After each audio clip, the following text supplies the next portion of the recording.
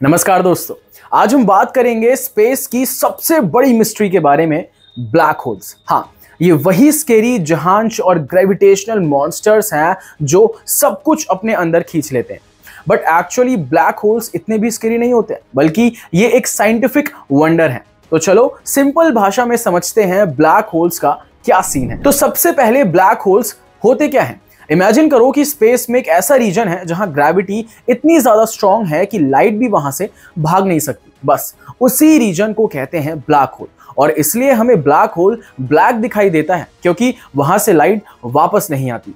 जैसे अर्थ का ग्रेविटी है जो हमें नीचे खींचता है, वैसे ही ब्लैक होल का ग्रेविटी इतना पावरफुल होता है कि कोई भी ऑब्जेक्ट, चाहे वो प्लैनेट्स हो या स्टार्स, अगर पास आ जाए तो सीधा ब्लैक होल के अंदर चला जाता है। अभी ब्लैक होल्स बनते कैसे? सिंपल, जब एक बहुत बड़ा स्टार अपने एंड टाइम पर पहुंचता है, वो अपने वेट के नीचे कोलैप्स हो जाता है। मतलब स्टार की सारी एनर्जी खत्म हो जाती है और वो अपने ही अंदर दब जाता है। उस कोलैप्स से बन जाता है एक black hole. For example, balloon. जैसे बलून को सोचो, अगर आप बलून की सारी हवा निकाल दो तो वो छोटा और कंप्रेस्ड हो जाता है। वैसे ही एक मासिव स्टार कोलैप्स करके एक छोटे but incredibly dense black hole में बदल जाता है। ब्लैक होल का एक पार्ट होता है इवेंट होरिजन। ये वो बाउंड्री है जहां से कोई भी ऑब्जेक्ट वंस अंदर चला जाए तो वापस नहीं आ सकता। मतलब it's the point of no return. इसके अंदर गए तो बाय बाय। इमेजिन करो कि एक वाटरफॉल के बिल्कुल ही किनारे पर हो और अगर आपने वहां से जंप किया तो नीचे जाके गिरना तय है। इवेंट होरिजन कुछ ऐसा ही होता है, उसके पार कुछ भी सेफ नहीं है। अब ब्लैक होल के बिल्कुल बीच में होता है सिंगुलैरिटी। यहां पर सारा मैटर एक पॉइंट पर कंप्रेस हो जाता है इनफिनाइट डेंसिटी के साथ। मतलब यूनिवर्स के सारे लॉज, ग्रेविटी, टाइम, सब कुछ यहां ब्रेक डाउन हो जाता है। सिंगुलैरिटी को समझना अब तक साइंटिस्ट के लिए भी एक मिस्ट्री बना हुआ है। फॉर एग्जाम्पल, जैसे हम एक थ्रेड को घुमाते हैं और वो टाइटली एक पॉइंट पर बंध जाता है, वैसे ही सिंगुलैरिटी के अंदर हर चीज एक छोटे से पॉइंट पर बंद हो जाती है, लेकिन ये पॉइंट इनफिनाइट डेंस होता है। ब्लैक होल के पास जाने से एक बहुत इंटरेस्टिंग चीज होती है जिसे कहते हैं स्पेगेटिफिकेशन। मतलब अगर आप ब्लैक होल के करीब गए तो आपका बॉडी एक तरफ से खिंचना शुरू होगा और आप लंबे और पतले हो जाओगे, जस्ट लाइक स्पेगेटी।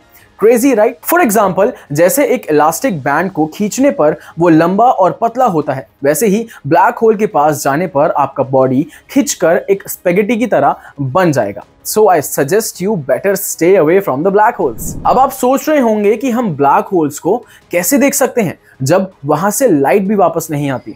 तो इसका जवाब है इनडायरेक्ट मेथड्स। हम उस ऑब्जेक्ट और लाइट को देखते हैं जो ब्लैक होल के आसपास होते हैं और उसके ग्रेविटी के चलते फास्ट मूव करते हैं। जैसे 2019 में साइंटिस्ट ने पहली बार ब्लैक होल की एक इमेज कैप्चर की थी इवेंट होरिजन टेलीस्कोप के थ्रू। हम ब्लैक होल को डायरेक्टली नहीं देख सकते, लेकिन उसके इर्द गिर्द जो लाइट डिस्टॉर्ट होती है उसे डिटेक्ट कर सकते हैं। अब एक और कॉमन सवाल, क्या ब्लैक होल्स डेंजरस होते हैं? वेल, अगर आप ब्लैक होल के बहुत करीब चले जाओ तो डेफिनेटली डेंजरस है, लेकिन हमारे सोलर सिस्टम के आसपास कोई ब्लैक होल नहीं है तो फिलहाल हमें टेंशन लेने की जरूरत नहीं है।